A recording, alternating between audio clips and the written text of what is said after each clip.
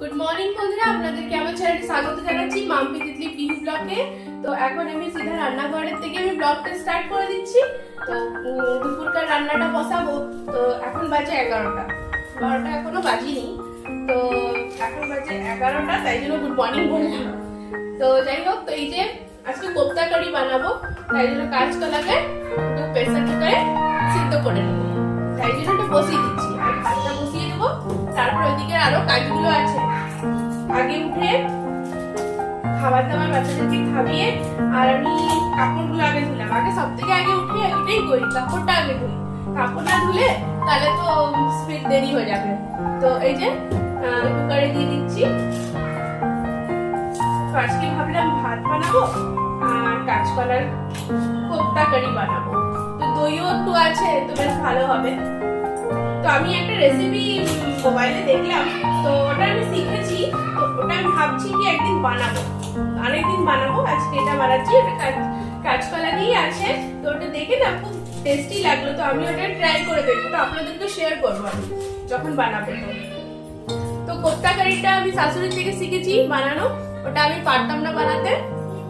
তো আমার শাশুড়ির হাতে কোপ্তা কারিটা খেতে খুব ভালো লাগে, খুব টেস্টি বানায়। তো যাই হোক, কেটে নিয়েছি, এর মধ্যে দিয়ে দিচ্ছি। এর মধ্যে আলু দিলে আলুও দেওয়া যায়, যদি আপনাদের কাছে যদি কাঁচকলা কম থাকে বা দুটো থাকে তিনটা থাকে, তাহলে অ্যাড করে দেবে আলু, দুটো আলু অ্যাড করে দেবেন, ব্যাস হয়ে যাবে। তো আমি আমার কাছে অনেকগুলো কাঁচকলা ছিল, তাই জন্য আমি পুরো কাঁচকলা দিয়েই করবো।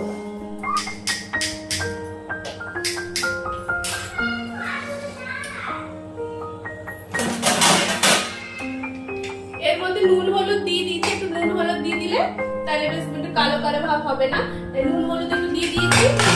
আর নুনটা না দিলে প্রেসার কুকারে সে সব পড়ে যায়, হ্যাঁ না? তো এটা বসিয়ে দিলাম।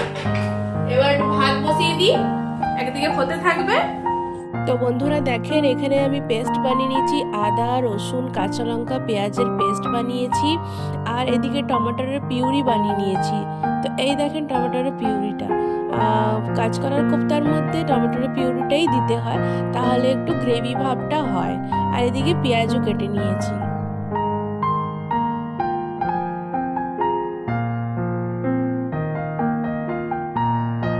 এদিকে দেখেন কাঁচকলাগুলো সিদ্ধ হয়ে গেছে, তো আমি নামিয়ে নিচ্ছি। আর দেখেন একটু কালচে কালচে হয়নি, কেন কি যেহেতু হলুদ দিয়েছিলাম তাই জন্য। আর এই চোকলাগুলোকে একটু বেটে দেবো। একটুখানি তেঁতুল আছে, তেঁতুল দিয়ে রসুন দিয়ে বেটে দেবো। কেউ কেউ কালো জিরাও দেয়, তো আমি কালো জিরাটা দেবো না। তো আমি রসুন আর তোমার তেঁতুল দিয়ে বেটে নেবো।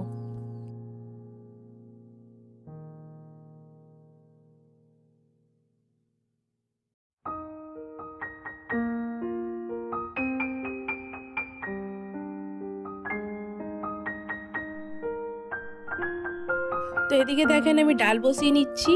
তো ডালটা ডাললাম আমি তোমার মুসুর ডাল আর রাহর ডাল। তো রাহর ডাল আর মুসুর ডালটাই আমরা খাই, দুটো মিক্স করেই খাই।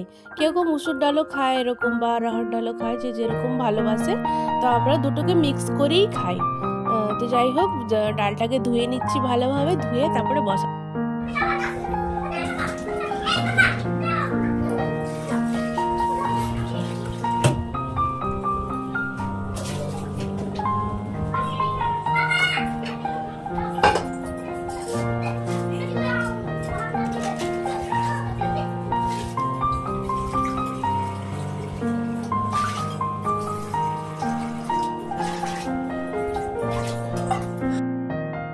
তো দেখেন এর মধ্যে কাঁচা লঙ্কা চিড়ে দিয়ে দিচ্ছি ডালের মধ্যে, আর দুটো টমেটোও দিয়ে দেবো।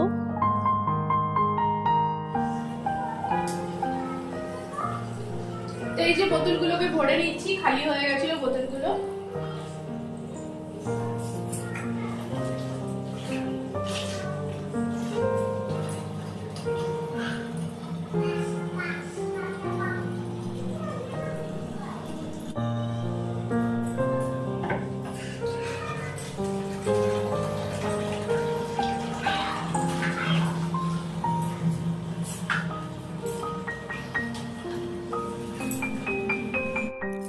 তো এদিকে দেখেন কাঁচকলাগুলো ঠান্ডা হয়ে গেছে, তো আমি এগুলোকে ছুলে নিচ্ছি, দিয়ে ছুলে চোকলাগুলো রাখছি। তো এটাকে পিসবো বলে, পুরোটা তো চোকলা পিসবো না, অতটা তো কেউ খানেওয়ালা নেই, আমি একমাত্র খাবো। আমার হাজব্যান্ড তো সব চাটনি উটনি খায় না। তো যাই হোক, তো এগুলোকে ছুলে নিচ্ছি আগে। তো এই যে দেখেন, এখন আমি এর মধ্যে একটু পেস্ট দিয়ে দেবো, যে আদা রসুনের পেস্টটা যে বানিয়ে রেখেছিলাম ওটা 2 চামচের মতন দিয়ে দেবো, তাহলে ভালো টেস্টি লাগবে, একটা আলাদাই টেস্ট আসবে। তো দিয়ে দিলাম। এরপরে আর আস্তে আস্তে সব মশলাগুলো আমি একটু একটু করে দিতে থাকবো, তাহলে ভালো টেস্ট হয় মশলাটা দিলে পরে। এই যে গরম গরম মশলা দিয়ে দিচ্ছি এখন আমি, এভারেস্টের গরম মশলা আছে, তো দিয়ে দিলাম আমি। এরপরে আমি দিব গোলমরিচের গুঁড়া, একটু গোলমরিচের গুঁড়া দিলেও ভালো লাগে। তারপরে আমি দিয়ে দেবো এর মধ্যে জিরা গুঁড়া, একটু জিরা গুঁড়া দিয়ে দিলাম। তারপরে এর মধ্যে একটুখানি নুন দিয়ে দেবো, আর নুন হলুদ দিয়ে ভালো করে মাখবো। আর তারপরে এর মধ্যে একটুখানি দই অ্যাড করে দেবো, ব্যাস হয়ে যাবে। দিয়ে ভালো করে মেখে এই যে বেসনটা রেখেছি, বেসনটা একটু দিয়ে দেবো। আর বেশি বেসন দেবেন না, বেশি বেসন দিলে তাহলে না ভালো লাগবে না ওটা খেতে। তো অল্প একটু সামান্য বেসন, মানে 2-3 চামচের মতনই দিবেন, যতটা আপনার মানে কাঁচকলা আমার যতটা ছিল, তো আমি 2-3 চামচের মতনই আমি দিয়েছি, তো আমি মাপলাম না, আমি এমনি দিয়ে দিলাম। তো এবার ভালো করে মেখে নেব। তারপরে আমি এটার মধ্যে একটু দই দিয়ে দেবো।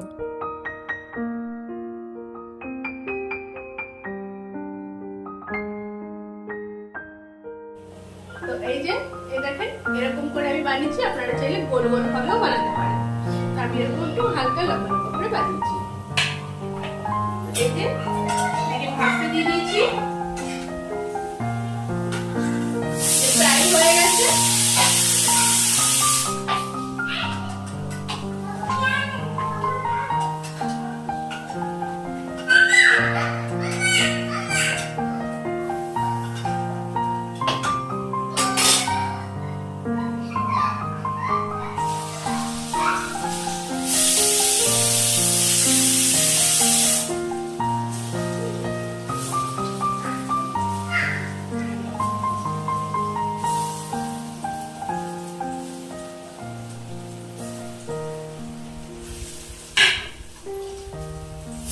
দেখেন কি সুন্দরভাবে ফ্রাই হয়েছে, আর এটা না বেশ মুচমুচাও হয়েছে। চাইলে আপনারা সস দিয়েও খেতে পারেন, স্ন্যাক্স ভাবে সস দিয়েও খেতে পারেন, খুব ভালো লাগবে।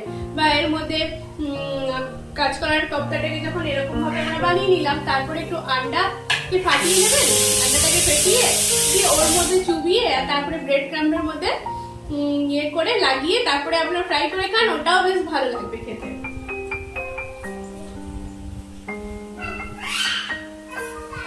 তো এদিকে দেখেন আমার তেলটা গরম হয়ে গেছে, তারপরে আমি একটুখানি জিরা দিয়ে দিলাম, গোটা জিরা। তারপরে গোটা জিরাটা দেওয়ার পরে তেজপাতা একটা দিয়ে দিলাম, আর দিয়ে পেঁয়াজগুলো দিয়ে ভালো করে ফ্রাই করে নেবো। পেঁয়াজটা ফ্রাই হয়ে গেলে তারপরে আস্তে আস্তে সব মশলাগুলো দিতে থাকবো।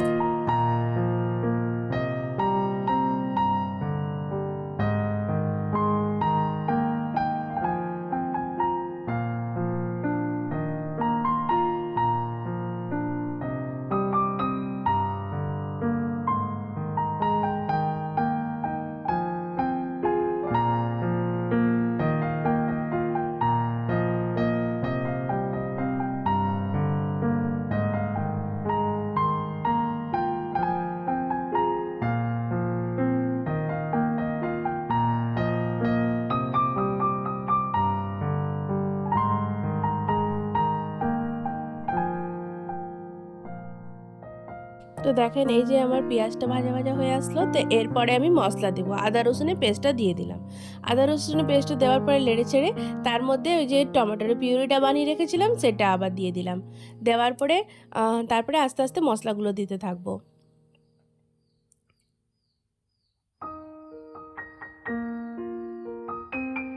তারপরে আমি দিলাম এর মধ্যে চিকেন মশলা, তো একটুখানি চিকেন মশলা দিয়ে দেবেন, ভালো লাগবে তাহলে একটু টেস্টটা। তো আমি সানরাইজের চিকেন মশলাটা দিলাম। তারপরে এর মধ্যে দিয়ে দিলাম নুনটা দিয়ে আবার একটুখানি নাড়বো।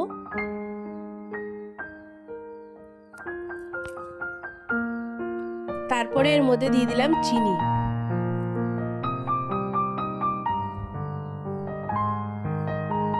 দিলাম এটা হচ্ছে কাশ্মীরি রেড চিলি পাউডার।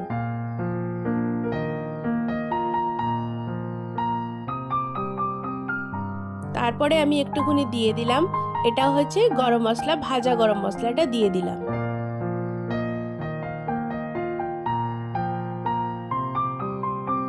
তারপরে হলুদ দিয়ে দিলাম।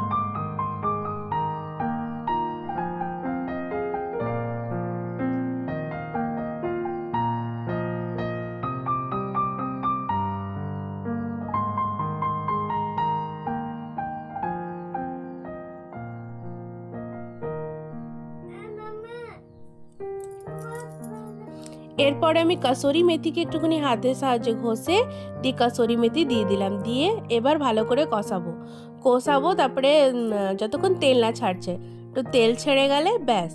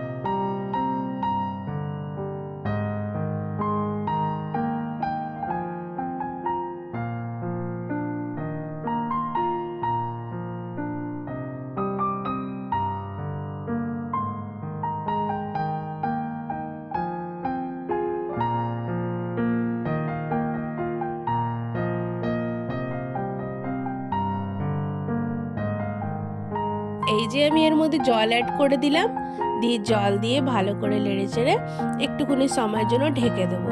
আর ঢাকবার পরে যদি আপনাদের কাছে ধনেপাতা থাকে তো ধনেপাতাও দিতে পারেন উপর থেকে। তো এই যে দেখেন আমার হয়ে গেল, আমি একটু করে ঢেকে রেখেছিলাম, তো এটা ফুটে গেল। তো এরপরে আমি কাঁচকলার কোপ্তাগুলো আমি দিয়ে দিব এর মধ্যে, দিয়ে আর গ্যাসটাকে আমি অফ করে দেবো, কেননা এটাকে যদি আমি ফুটাই তাহলে এটা পুরো গলে বেরিয়ে যাবে। তো তাই জন্য আমি এটা গ্যাসটা অফ করে দেবো আরামসে।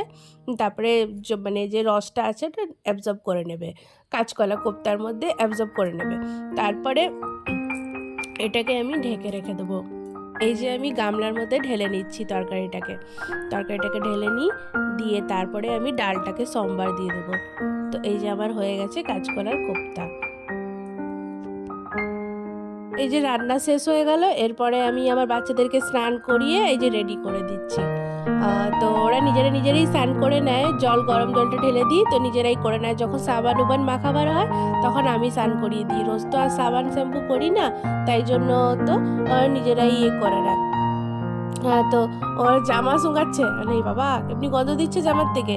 জামাটা সেই ভিজা ছিল, তো ভিজার মধ্যে আমি রেখে দিয়েছিলাম রাত্রিবেলায়, তো কাল একদিন আগে তো শুকাইনি, তো রাত্রিবেলা রেখে দিয়েছিলাম, তারপর ওটা শুকিয়েছি না, তো কেমনি একটা গন্ধ দিচ্ছে। তো যাই হোক, তো ওটাই আমাকে শুঙাচ্ছে, দেখো মাম্মি শুঙো কেমনি গন্ধ দিচ্ছে, তাহলে আমি তো বেহোশ হয়ে যাবো। আমি এমনি বলছি, মজা করছি ওদের সাথে। তো দেখেন একজন করে সবার চুল আঁচড়াচ্ছি। তো পিহু বলবে আমাকে আগে করো, তিতলি বলবে আমাকে আগে করো, তখন আমি পিহুকে বলি না, দিদিকে আগে করব, দিদি বড় না, দিদিকে আগে করব। তো এই যে ক্রিম রুম লাগিয়ে দিচ্ছি। তো এইদিকে দেখেন আমি আমার পার্সের মধ্যে সব এদের ক্রিমগুলো রাখি, কেন জানেন? এরা কি করে, যেমনি যদি পাবে না ক্রিমগুলো পুরো ফেলে ফুলে নষ্ট করে দেয়, তো আমি ব্যাগের মধ্যে ভরে এটাকে টাঙিয়ে রেখে দিই, তাহলে ওরা পারে না। বন্ধুরা, আমার ভিডিওটা আজকে আমি এখানেই শেষ করছি। তো কালকে আবার একটা নতুন ব্লগ নিয়ে আসবো। তো আপনারা সবাই ভালো থাকবেন, সুস্থ থাকবেন। আমার চ্যানেলটাকে লাইক শেয়ার সাবস্ক্রাইব করে দেবেন। যে আমার নতুন দেখছে আমার ভিডিওটা, সে আমাকে সাবস্ক্রাইব করে দেবেন। আর কমেন্টে জানাবেন কি আমার ভিডিওটা আপনাদেরকে কেমন লাগছে। তো আশা করছি খুব ভালো লাগবে। আমি আরও ভালো ভিডিও দেওয়ার চেষ্টা করব। তো আজকের মতন এখানে টাটা।